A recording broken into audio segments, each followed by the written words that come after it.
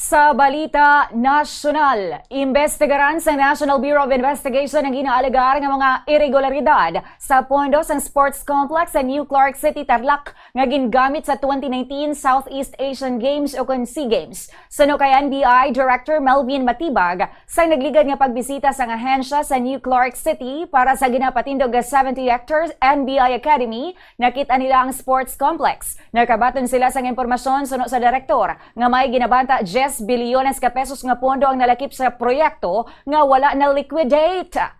Dugang pa niya, isa ka kompanya halin sa Malaysia ang nagtukod sang sports complex kay ginapahayag nga wala ini nag-agi sa public bidding. Suno kay Matibag, gilayon man nga nabayaran ang ginabanta 10 bilyones ka pesos paagi sa congressional insertion sa General Appropriations Act o kun GAA. Ginpahayag sang NBI chief nga kinahanglan ini imbestigaran bangod nagagwa nga binilyon ka pesos nga pondo ang nagamit nga wala sang liquidation. Dugang niya, dako ini nga kaso kag dapat mahibaluan kung mayara sa nalapas nga mga pamaagi sa paggamit sang pondo. Samtang natala man kun sa liwat, natala naman nga usisaon liwat sang NBI ang kontrobersyal nga SEA Games cauldron nga nagabalor sang masobra 50 milyones ka pesos nga ginulan sang pagpakamalaot sa 2019.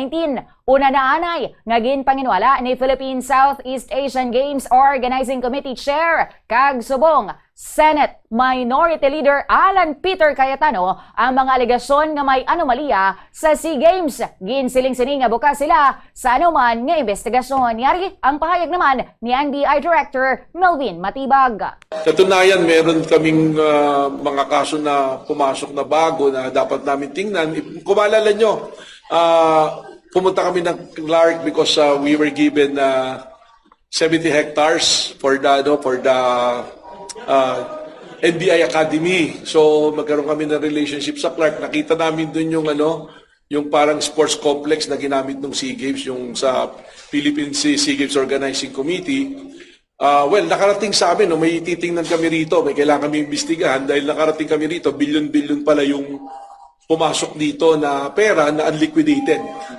At merong private company rito na na-involve na binayaran ng 10 billion at ang pagbabayad insertion sa GAA na hindi binayad. So ito, imbestigahan namin to. Malaking kaso rin ito.